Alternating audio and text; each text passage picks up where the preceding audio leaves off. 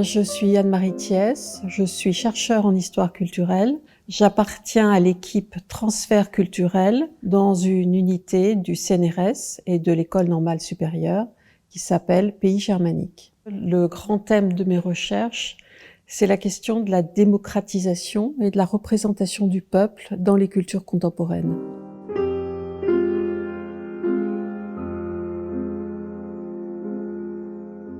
Lorsque j'étais étudiante, les interrogations qui portaient justement sur la place du peuple dans le politique s'inspiraient parfois d'une version assez simplifiée du marxisme, disant qu'en fait, la culture était une suprastructure assez superficielle et que c'était l'économie qui était, en dernière instance, absolument déterminant.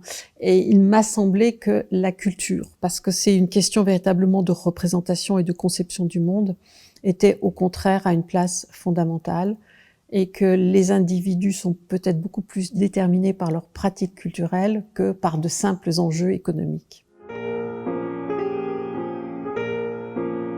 On est passé entre le début du 19e siècle et la fin du 19e siècle à une situation où il y avait au départ des dizaines de millions d'analphabètes en Europe, à une situation où il y avait des gens qui avaient appris à lire, à écrire, au moins de manière partielle, et qui avaient une soif, un appétit formidable de littérature romanesque. Et cette littérature des romans feuilletons, des petits romans populaires, elle a été extrêmement importante pour les changements de représentation de ces populations dans leur manière de concevoir la vie, la société, la politique, l'amour, la famille. La question du suffrage universel, ça a été une grande question au XIXe siècle. Il fallait passer d'une représentation d'une masse paysanne, inculte, brutale, assez grossière et incapable de réflexion, à l'idée qu'il y avait dans le peuple des savoirs, une culture et une véritable sagesse.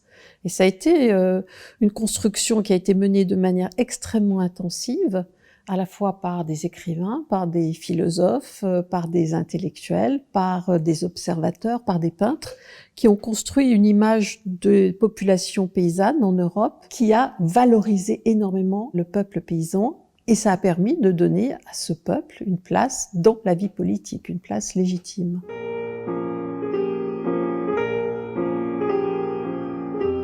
J'ai eu énormément de collaborations avec des chercheurs de beaucoup de nationalités, de beaucoup de disciplines, et c'est quelque chose qui a été absolument déterminant pour moi. J'ai beaucoup travaillé avec des ethnologues, notamment au Centre d'ethnologie française, sur la construction des représentations de la paysannerie depuis le XIXe siècle et au XXe siècle. Et ça, c'est quelque chose qui n'est guère possible qu'à l'intérieur du CNRS, une telle interdisciplinarité.